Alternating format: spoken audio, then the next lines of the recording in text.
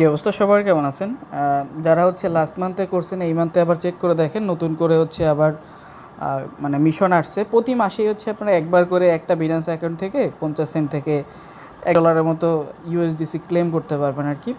So এটা যে mission থাকবে, জাস্ট হচ্ছে ট্রেডটা কমপ্লিট করবেন ফিউচারে যাইয়া, মানে 20 সেন্ট 50 সেন্ট দিয়েও ট্রেড কমপ্লিট করা যায় আর কি লেভারেজ নিয়ে। সো আমি করছি, এই 55 সেন্টের মতো পাইছি। সো আপনারা প্রত্যেকে হচ্ছে যারা করেন নাই করতে পারেন, প্রতি মাসে একবার করে ক্লেম করতে পারবেন।